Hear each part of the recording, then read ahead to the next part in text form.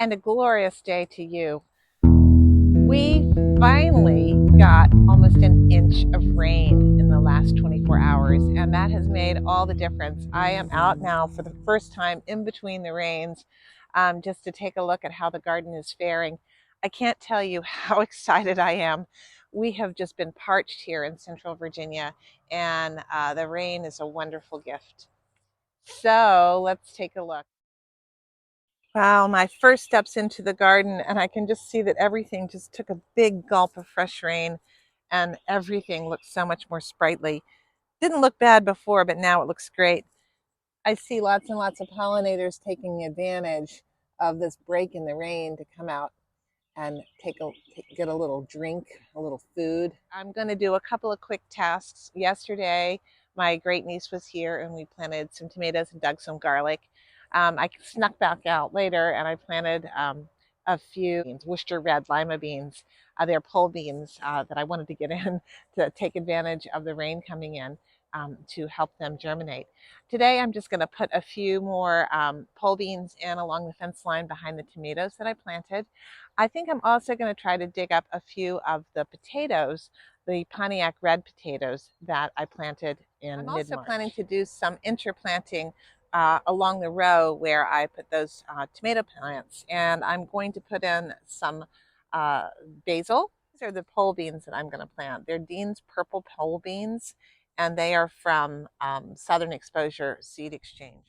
All right, this is the northwestern edge of the garden, the interior edge of the garden where I had the peas planted and where yesterday Anne Marie and I planted two struggling tomato plants, and they look better already. You can see that back in that edge behind the sunflower and the gladiola, there are some bean plants that have started to sprout up. And now I am going to plant more bean plants along this back border. So I have just cleared out the mulch and I'm going to dig a little planting trench all along the fence there. So then about every 2 inches, I'm going to pop in a bean plant. I do a lot of interplanting in my garden. That means interplanting of different kinds of vegetables and flowers and herbs all in a single space for a couple of reasons. One, I like the diversity. I think diversity is a really good thing for a healthy home garden. The second reason I do it is because I just love the way it looks.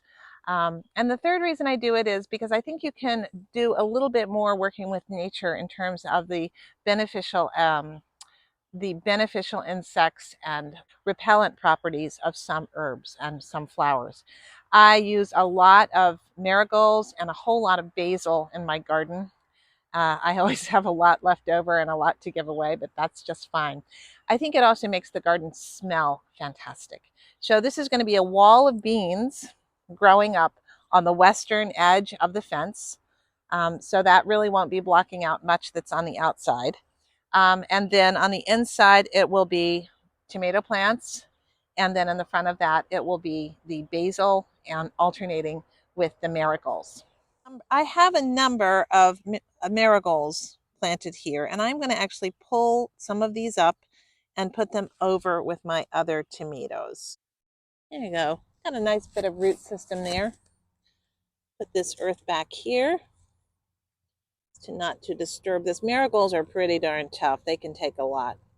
This patch really needs to be cleaned out and thinned out. Oh yeah, there are way too many that came up in this spot. All right, so let's see. Let's take this one. We'll just sort of carefully lift out. Okay, got enough there. Put them equidistant between the two tomato plants. Yeah, you're going to be a happy camper in here, I think. You're going to have your own space, like a kid getting their own room. Okay. You know, instead of planting seeds, I just went and I got a couple of the extra blue spice basils that had come up in one of the pots out in the outer part of the garden, the sunken pots, and I'm just going to transplant these. They smell like vanilla.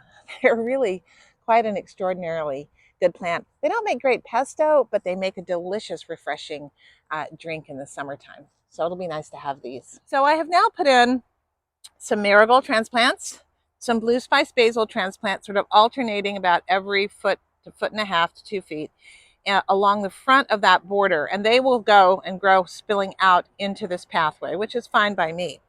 These are the parsnips that have gone to flower. I'm going to let them fully flower while these beans start to sprout, and then they will come out. So those are, oh, wow. Look here. Can you see it? I don't know if you can see it.